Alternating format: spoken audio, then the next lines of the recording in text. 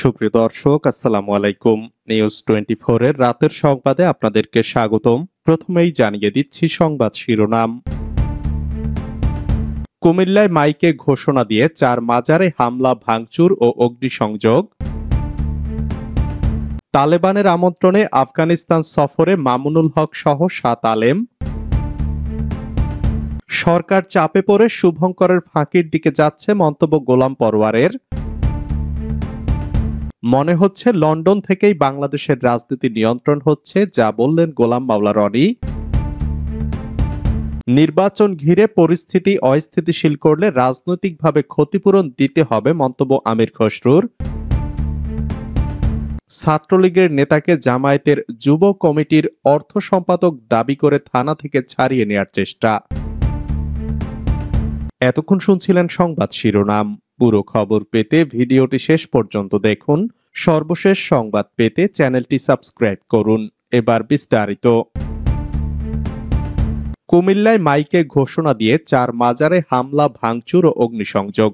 কুমিল্লার হোমনা উপজেলার আসাদপুর ইউনিয়নের আসাদপুর গ্রামের ধর্ম নিয়ে সামাজিক যোগাযোগ মাধ্যমে কথিত কটূক্তির জেরে বিক্ষুব্ধ জনতা মাইকে ঘোষণা দিয়ে 4টি মাজারে হামলা চালায়। এরপর মাজারগুলোতে ভাঙচুর ও অগ্নিসংযোগ করা হয়। বৃহস্পতিবার সকাল 9:30টার দিকে এ ঘটনা ঘটে। পুলিশ ও স্থানীয় সূত্রে জানা যায়, বেজমা মহসিন নামে একটি ফেসবুক আইডি থেকে গত বুধবার সকালে এক যুবক ধর্ম নিয়ে আপত্তিকর পোস্ট দেন। এই ঘটনায় স্থানীয় জনতা থানার সামনে জড়ো হয়ে মহসিনের দৃষ্টান্তমূলক শাস্তির দাবিতে বিক্ষোভ করেন। পরে সেনাবাহিনী ও পুলিশ বিক্ষুব্ধ জনতাকে শান্ত করেন। দুপুরে ওই যুবককে গ্রেপ্তার করা হয়। এই ঘটনায় ওই দিন সন্ধ্যায় বাংলাদেশ ইসলামী যুব সেনা হোমনা উপজেলা শাখার সাংগঠনিক সম্পাদক মোহাম্মদ শরীফুল ইসলাম বাদী হয়ে ওই যুবকের বিরুদ্ধে হোমনা থানায় একটি মামলা করেন। আজ সকালে তাকে আদালতে সোপর্দ করা হয়। এদিকে ফেসবুকে দেয়া ওই পোস্টকে কেন্দ্র করে আজ সকাল থেকে এলাকার বিক্ষুব্ধ লোকজন মাইকে ঘোষণা দিয়ে আসাদপুর গ্রামে কফিল উদ্দিন শাহ ও হাওয়ালি শাহ মাজারে অগ্নিসংযোগ করে এবং কালাই শাহ ও আব্দু শাহ মাজারে হামলা চালিয়ে ভাঙচুর করে। পরে মাজারগুলোতে আগুন ধরিয়ে দেয় বিক্ষুব্ধ জনতা। খবর পেয়ে ফায়ার সার্ভিসের 2টি ইউনিট ঘটনাস্থলে গিয়ে আগুন নিয়ন্ত্রণে আনে। ঘটনার পর কুমিল্লা পুলিশ সুপার মোহাম্মদ নাজির আহমেদ খান ও হোমনা উপজেলা নির্বাহী কর্মকর্তা খেমালিকা চাকমা ঘটনাস্থল পরিদর্শন করেন। তালেবানের আমন্ত্রণে আফগানিস্তান সফরে মামুনুল হক সহ 7 আলেম। ইমারতে ইসলামিয়ার আমন্ত্রণে আফগানিস্তান সফরে গেছেন বাংলাদেশ খেলাফত মজলিসের আমির মাওলানা মামুনুল হক সহ দেশের শীর্ষস্থানীয় 7 জন আলেম। সফরে আফগানিস্তানের প্রধান বিচারপতি, একাধিক মন্ত্রী, শীর্ষ আলেম ও উচ্চপদস্থ কর্মকর্তাদের সঙ্গে সাক্ষাৎ ও মতবিনিময় করবেন তারা। গতকাল বুধবার সকালে আলেমদের এই প্রতিনিধি দল আফগানিস্তানের রাজধানী কাবুলে পৌঁছান। এই দলে মাওলানা মামুনুল হক ছাড়াও আছেন হেফাজত ইসলাম বাংলাদেশের নায়েবে আমির মাওলানা আব্দুল হামিদ, মাওলানা আব্দুল আউয়াল, মাওলানা আব্দুল হক, মাওলানা হাবিবুল্লাহ মাহমুদ কাশেমি, মাওলানা মনির হোসেন কাশেমি ও মাওলানা মাহবুবুর রহমান। সরকার চাপে পড়ে শুভঙ্করের ফাঁকির দিকে যাচ্ছে, মন্তব্য গোলাম পরওয়ারের। আলোচনা সফল হওয়ার সম্ভাবনা দেখছি না বলেই আন্দোলন কর্মসূচির ঘোষণা দেওয়া হয়েছে, এমন মন্তব্য করেছেন বাংলাদেশ জামায়াত ইসলামের সেক্রেটারি জেনারেল মিয়া গোলাম পরওয়ার। তিনি বলেন, মনে হয় কোনো চাপের মধ্যে পড়ে সরকার শুভঙ্করের ফাঁকির দিকে যাচ্ছে। বৃহস্পতিবার বিকেলে বাইতুল মোকাররম মসজিদের দক্ষিণ গেটে জামায়াত ইসলামের ঢাকা মহানগর উত্তর ও দক্ষিণ আয়োজিত বিক্ষোভ সমাবেশে এসব কথা বলেন তিনি। মিয়া গোলাম পরওয়ার বলেন, যারা দেশে আবারও কর্তৃত্বপরায়ণ সরকার প্রতিষ্ঠা করতে চায় তারাই সংখ্যানুপাতিক নির্বাচনের বিপক্ষে অবস্থান নিয়েছে। সভায় জামায়াত নেতারা বলেন, ফ্যাসিবাদের রাষ্ট্র কাঠামো সংশোধনের জন্য এত আলোচনা হলেও একটি দল বলছে সবকিছু পরে হবে। সবকিছু যদি পরেই হবে তাহলে এত আলোচনা কেন?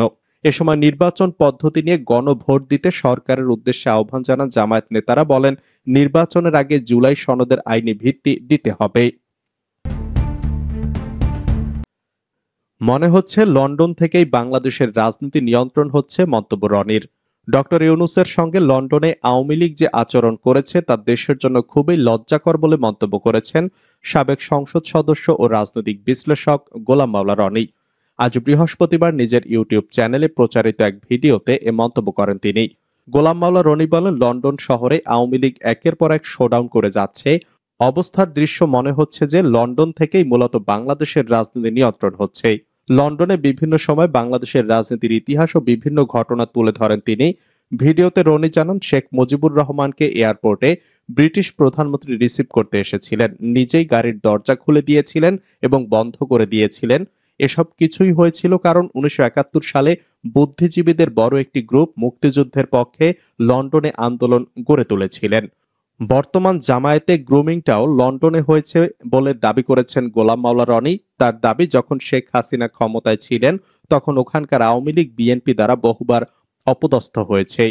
রনি বলেন, ওখানকার জনমতটা এস্টাবলিশমেন্ট বিরোধী থাকে, যে কারণে এখন যারা ওখানে আওয়ামী লীগ আর আছেন তারা তুলনামূলকভাবে বিএনপি জামায়াতের চেয়ে অনেক ভালো অবস্থানে আছেন। তিনি আরো বলেন, এখন লন্ডনে যে কাজটি আওয়ামী লীগ করতে পারছে সেই কাজটি চাইলেও জামায়াত করতে পারবে না, কারণ ব্রিটিশ জনপথ এবং পরিবেশ ওভাবে কাজ করে না। তো সেই দিক থেকে গত 1 বছরে আওয়ামী লীগ ওখানে যেসব অঘটন ঘটিয়েছে, এরকম অঘটন আসলে ইতিপূর্বে বিএনপি জামায়াত ঘটাতে পারেনি। গোলাম মাওলা রনি বলেন, ডক্টর ইউনূসের সঙ্গে তারা যে নজিরবিহীন আচরণ করেছে দেশের জন্য সেটি খুবই লজ্জাকর, কিন্তু আওয়ামী লীগ এটা নিয়ে ভীষণ খুশি। তারা মনে করছে যে তারা বাপের বেটার মতো একটা কাজ করতে পেরেছে সিরিয়াসলি, যেটা ডক্টর মোহাম্মদ ইউনূসের মনে রীতিমতো ভয় ধরিয়ে দিয়েছে। নির্বাচন ঘিরে পরিস্থিতি অস্থিতিশীল করলে রাজনৈতিকভাবে ক্ষতিপূরণ দিতে হবে, মন্তব্য আমির খসরুর।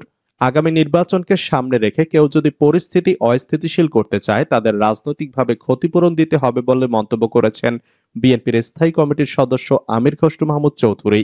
বৃহস্পতিবার দুপুরে রাজধানীর মহানগর আবাসিক এলাকায় গণ অধিকার পরিষদের সভাপতি নুরুল হক নূরের শারীরিক অবস্থার খোঁজ নিতে গিয়ে তিনি মন্তব্য করেন। আমির খসরু বলেন, আলোচনার টেবিলে সব বিষয়ে ঐক্যমত হওয়ার কথা নয়, কিছু চাওয়ায় অসুবিধাও নেই। জনগণের উপর আস্থা থাকলে রাজনৈতিক দলগুলোর নিজের ভাবনা নিয়ে সাধারণ মানুষের কাছে যাওয়া উচিত। রাজনীতিতে স্থিতিশীলতা চান জানিয়ে আমির খসরু বলেন, নির্বাচিত সরকারের অনুপস্থিতিতে যে জবাবদিহিতা থাকে না, নূরের ওপর হামলার ঘটনা সেটাই প্রমাণ করে। ছাত্রলীগের নেতাকে জামায়াতের যুব কমিটির অর্থ সম্পাদক দাবি করে থানা থেকে ছাড়িয়ে নেয়ার চেষ্টা। বাউফলে পুলিশের হাতে আটক সাবেক এক ছাত্রলীগ নেতাকে জামায়াতের যুব কমিটির অর্থ সম্পাদক দাবি করে থানা থেকে ছাড়িয়ে নেয়ার চেষ্টা করেছেন কেশবপুর ইউনিয়ন যুব জামায়াতের সভাপতি গোলাম আবু সাইদ। আটক ছাত্রলীগের সাবেক ওই নেতার নাম মাইনুল ইসলাম। তিনি ৮ নং ওয়ার্ড ছাত্রলীগের সহসভাপতি ছিলেন। তার বাবার নাম মোহাম্মদ আব্দুস সালাম শিকদার। জানা গেছে, আজ বৃহস্পতিবার সকাল 11টার দিকে বাউফল থানার এসআই সাইফুল ইসলামের নেতৃত্বে পুলিশ মাইনুল ইসলামকে মমিনপুর গ্রাম থেকে আটক করেন। তাকে আটকের পর মাইনুলের সাথে আওয়ামী লীগ নেতাদের সাথে ঘনিষ্ঠ একাধিক ছবি সামাজিক যোগাযোগ মাধ্যমে ছড়িয়ে পড়ে। অভিযোগ উঠেছে, সাবেক ছাত্রলীগ নেতা মাইনুল ইসলামকে আটকের পর তাকে থানা থেকে ছাড়িয়ে নিতে ব্যাপক তৎপরতা দেখিয়েছেন কেশবপুর ইউনিয়ন যুব জামায়াতের সভাপতি গোলাম আবু সাইদ। তিনি থানায় এসে মাইনুলকে ছাড়ানোর জন্য তদবির করেন।